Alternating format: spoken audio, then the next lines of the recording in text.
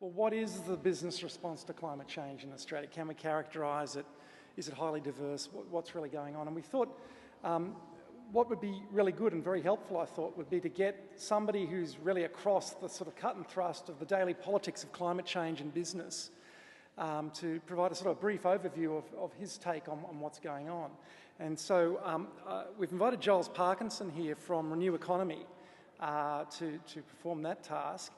And Giles is probably one of the more well-known journalists reporting in the business and environment space. And I think personally his coverage of the politics of climate change and the business aspects of climate change is some of the best stuff out there. And so what I'd like to do is ask Giles to sort of speak to this very broad issue around really where are we in Australia in terms of business engagement with climate change, what's going on out there, the engagement with the renewables, all of this sort of stuff, fairly open-ended.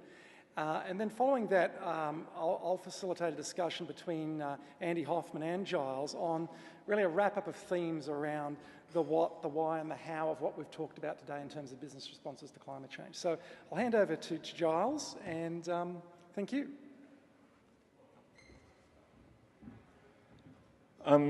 Thanks very much, Chris. Look, I didn't actually have any speech prepared. I thought it was just a panel discussion. So I'm just going to give a few random thoughts and hopefully so they sort of come together in some sort of common theme.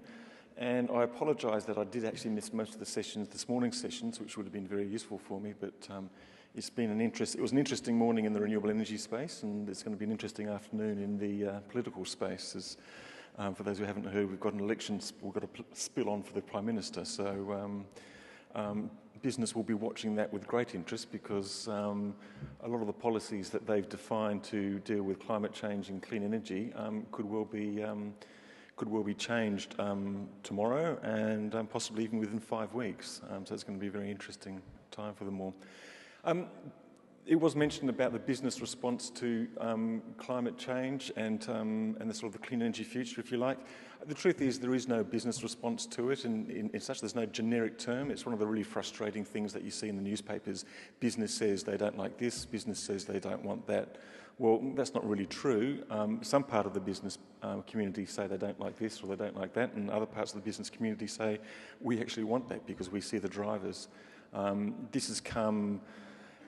Probably if you go back to a decade, and Tony Coleman was here earlier, I think, I'm not too sure if he's still here, there was various groups set up about a decade ago which took a very proactive view of the climate change issues and saw the possibilities and also saw the risks. I was talking to the head of GE the other day, General Electric, and he was describing how 10 years ago, or 2004, they went through, they had a look at the climate change issue, they had a red team and a blue team arguing the case on both sides, and they sort of fell down, this is real, this is going to mean something to our business, and therefore we're going to act. And they did, and they sort of pushed a lot of their investment towards what they called eco-imagination, which sort of sounds like a marketing tool, but they insist it's not, but it has actually increased in revenue, and they would probably feel themselves well positioned for whatever happens in the next sort of 5 or 10 years.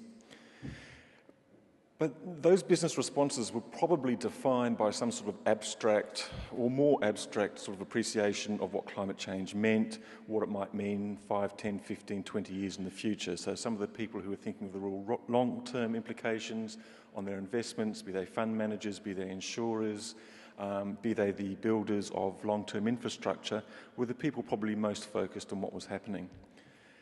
But something's happened quite different in the last couple of years, and that's that even though we feel that we haven't done much on climate change in the international sense, or the climate talks have been failures, or the governments have come together, they've agreed we should be limiting greenhouse emissions to 450 parts per million, we should be aiming for this cap at 2 degrees. They've gone that far, but they haven't actually agreed on what those policies would be and what their individual response will be. But there has been just enough that has been done, particularly in countries such as Germany and China and elsewhere, that has actually changed the nature of the game. They have caused the technologies that John Doerr was talking about and crying about in 2007, one of the previous speakers was talking, will they come through in time? Well, they actually have come through in time. What Germany's done with solar, what other countries have done with other technologies, means that we actually have at our disposal a lot of the tools that we will need to address at least a significant or a large part of the climate change battle.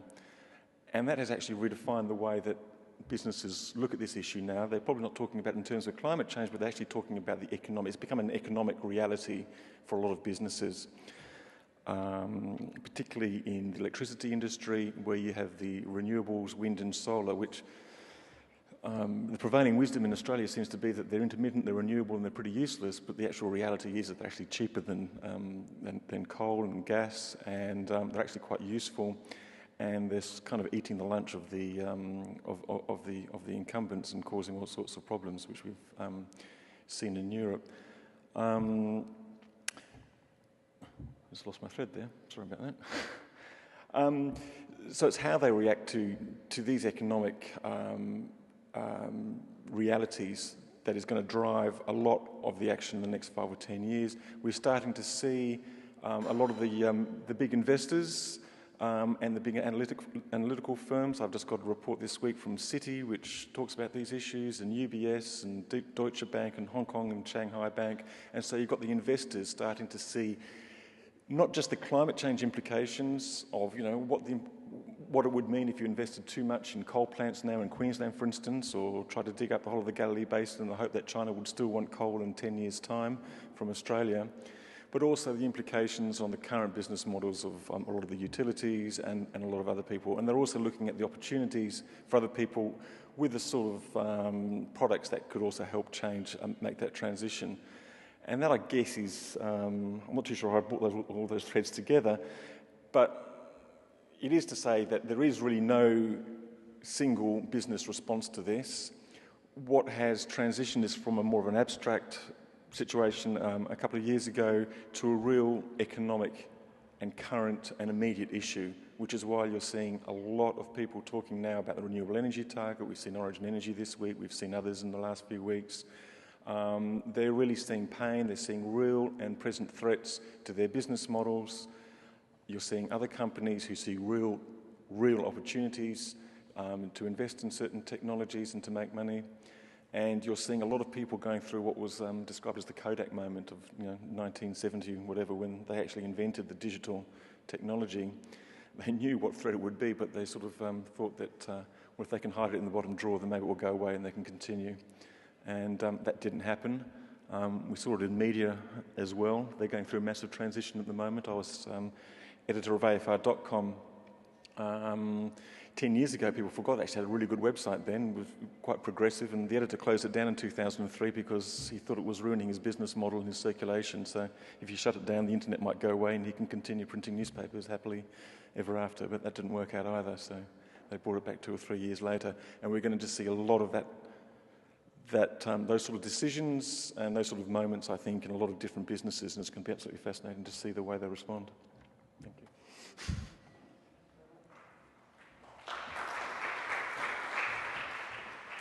Thanks, Giles. I wanted to just, I guess, prompt some questions to both of you about some of the things we've been discussing today. So just reflecting on what you just said then, Giles, it strikes me that's potentially quite a rosy, optimistic sort of picture. We've got these disruptive technologies coming through. There are businesses like GE and there are funds managers looking at this, and it's an economic reality. It's like Andy was talking about last night in terms of sort of a market shift and so on. I suppose the glass half empty take on that, however, might be that, and it's come up a bit today in discussions around democracy and the political sort of infrastructure around that there's this sort of lack of political leadership in Australia and the US and Britain and pretty well everywhere in sort of really coming to grips with this issue and trying to engage with this issue and provide the sort of the signals and the mechanisms through which these more innovative businesses can then sort of take the next leap forward and diffuse this model more generally. So, given particularly what's just unfolded today politically in our own federal parliament, what's your thinking on the interface between the politics and the business? Because it seems the two are enmeshed in the current debate around climate change. Yeah, you're right, and look, I am accused occasionally of having a bit of a looking through rose-coloured glasses at this issue. But the point I want to make is that, say, 10 years ago, we probably didn't think we had the technologies to make this transition as quickly as we thought. It was all too hard, which is probably one of the reasons why we haven't had action from politicians. Now we actually have not all the technologies that we need, but at least some of the technologies we need. So if we actually so we're going to achieve a certain amount of preparation, if you like, for when the politicians actually get it together enough to make the agreement that, well, we can actually be quite ambitious, we can actually achieve this. So from a certain perspective, I think business are probably going to take the lead now. They'll probably drag behind, there you go, I've labelled business altogether. But yeah, in general, they're probably dragged behind by the politicians and a bit of a certain amount of resistance. I think now that some of the economic imperatives are going to drive and lead the politicians, and once the politicians cotton onto that, see how that connects to the politics of the day, then I think you're going to see them prepared to make those steps which are needed. I don't sort of say that we're standing here saying, oh, we're going to solve this problem, we're going to limit it at 450, we are going to achieve 2 degrees Celsius rise, but I certainly think that we're in a better position to do so than we were 5 years ago. Okay. Andy, on the American political business interface? I think it's the same situation. I think that the business community is moving ahead. They will drag the politicians along, mostly because the politicians need that kind of cover. No politician is going to come forward with a carbon tax or a cap and trade unless the business community is behind them. U.S. cap, although Waxman-Markey didn't pass, U.S. cap was critical to that conversation. You needed to have the business sector behind them. I think you can back the question up one more, and why is business leading? What is driving them? Is it the investment community? Is it the being poised that there's going to be a technological breakthrough in solar and battery storage, and they need to be on top of it, hybrids? It's a systemic question, but I don't see politicians playing the role they're supposed to be playing in sort of pulling the strings in that system to make it work. But given today we've sort of talked a lot about, or the theme has come through of business leadership, but a lot of the changes seem quite incremental and quite small scale. And yet the science suggests we really need quantum leaps in sort of uptake of clean technologies, change in the whole energy infrastructure, a price on carbon through some regulatory mechanism. It seems like we have to have that government infrastructure and policy leadership, otherwise business will only go so far within the ambit of their individual firms, and that systemic effect will be sort of lost. So that is a theme I picked up today. I wrote down, is it Tim Nelson?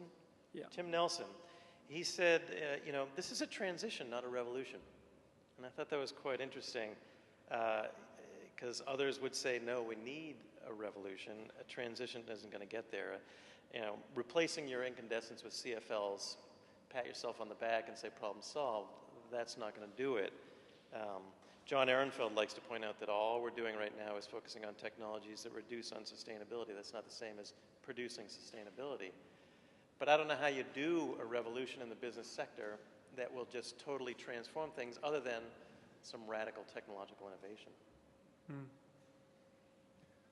Well, I think it's actually already there. You talked about the incremental gains in solar and some of the other technologies, but they're having a profound impact.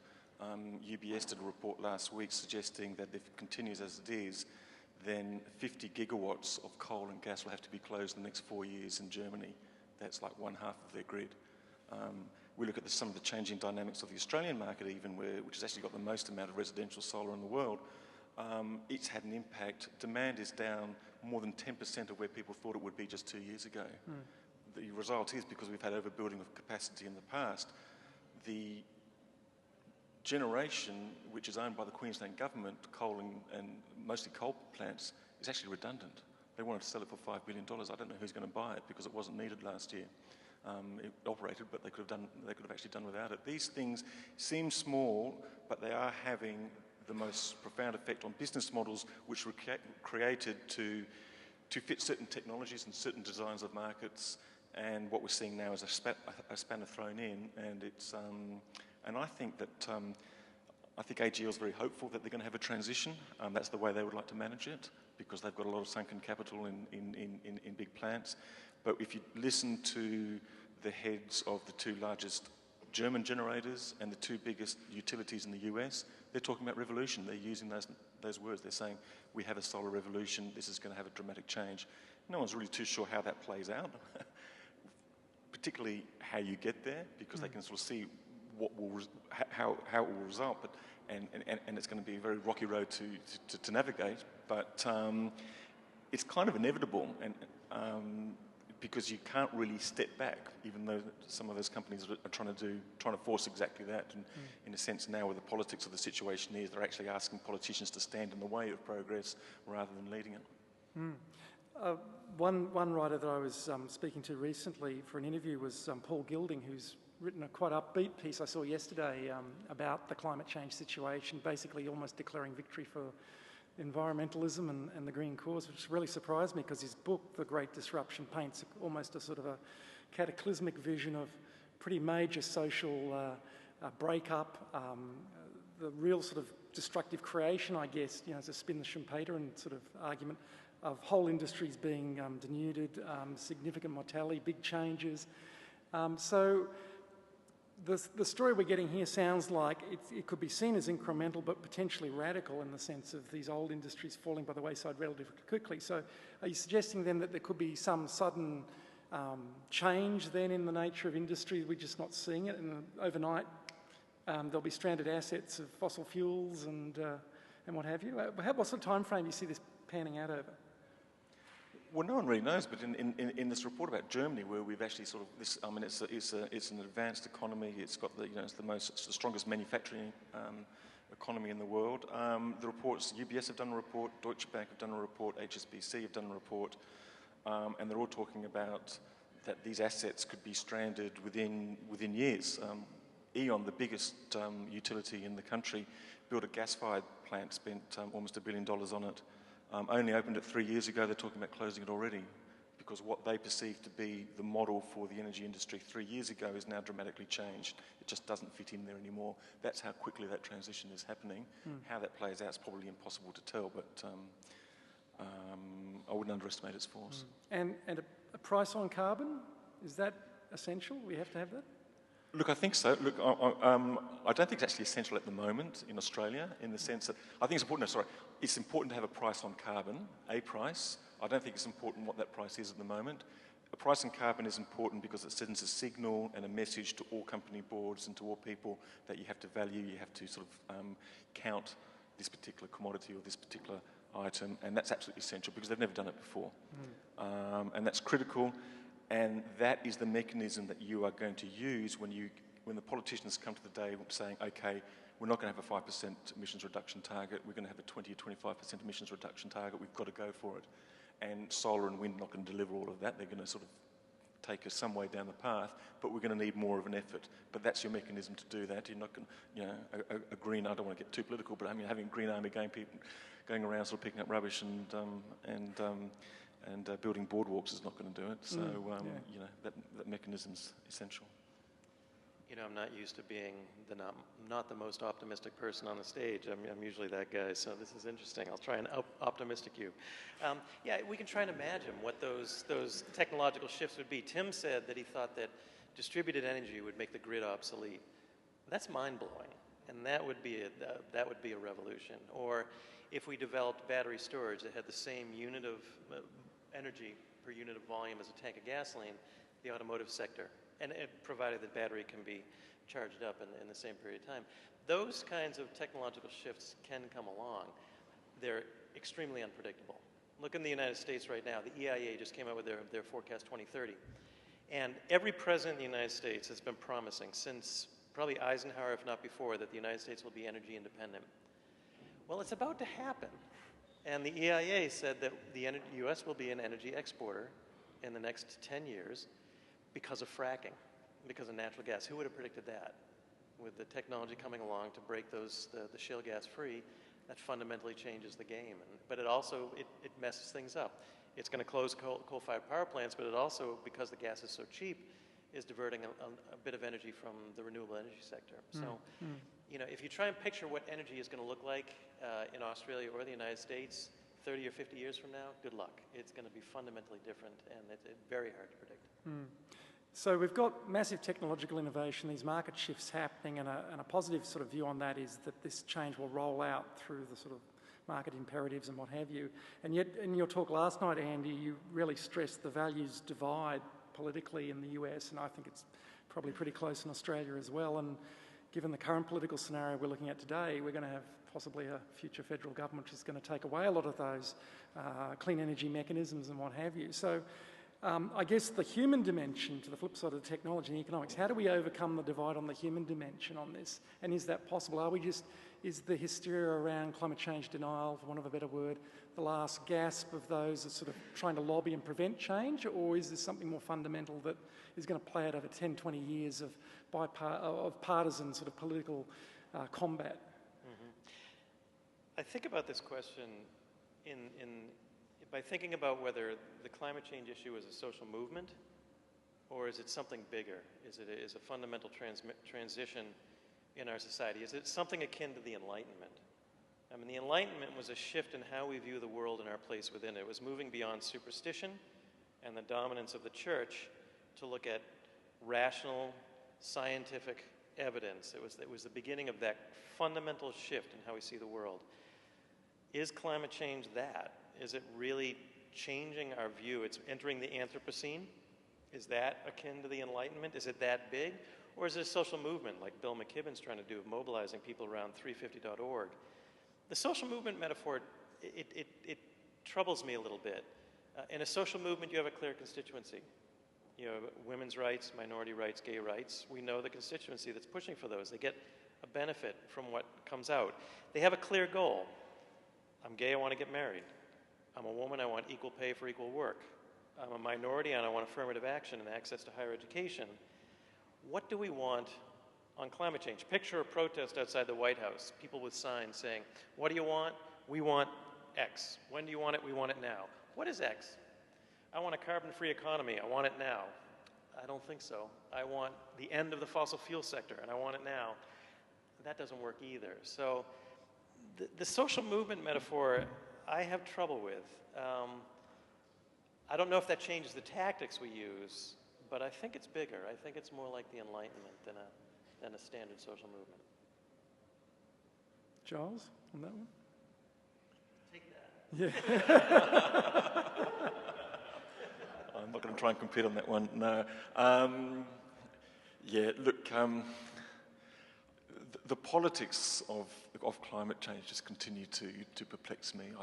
I don't really understand it. I've never worked in Canberra or Washington or anywhere like that, and I don't really get it.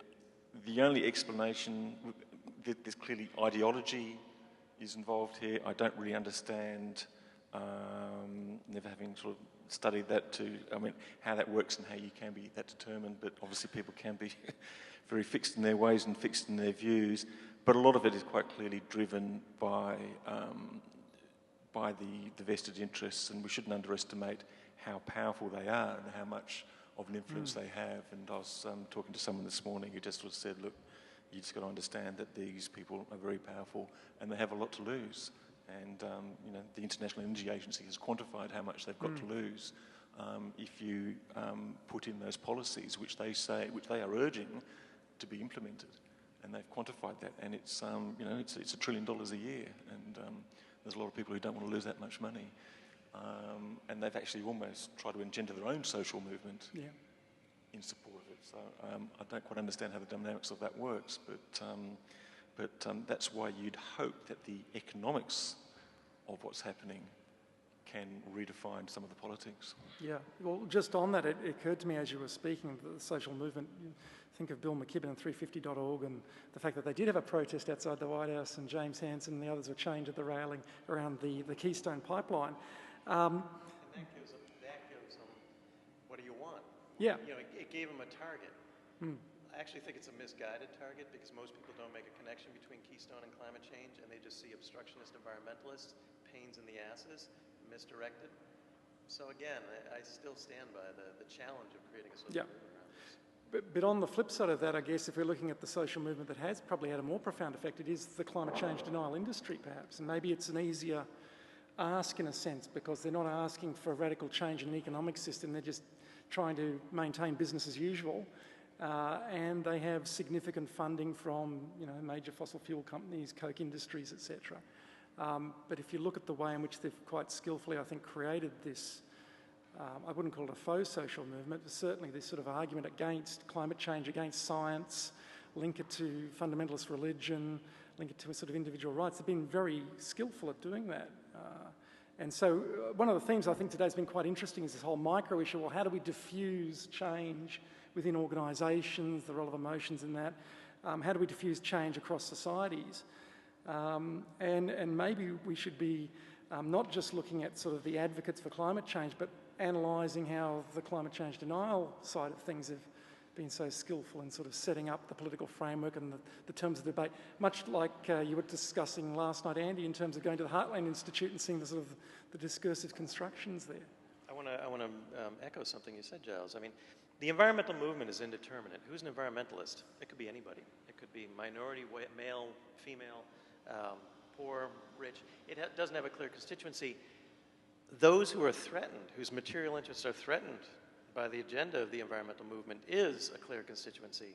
And as we teach in negotiations, the worst thing you can do is create a situation where the person you're negotiating with has nothing to lose. They'll throw out all the stops to beat you.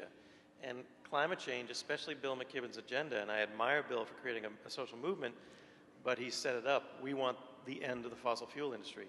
You have now set up a situation where they will throw out all the stops to beat you, because what else do they have? Put me out of business, I'll use all my assets to stop you because I have nothing else to lose. Mm. Yeah, Bill McKibben's really interesting. I mean, his position is slightly different from a lot of the others in the sense that he's convinced that we've already gone past the point of no return. He actually wants to sort of roll it back, which is why he's being so dogmatic about sort of closing, about Keystone and what have you. He said, so we've already gone too far. We shouldn't be stopping at 350. We should have shouldn't be stopping at 450. We should have stopped at 350. So that's where he's coming from.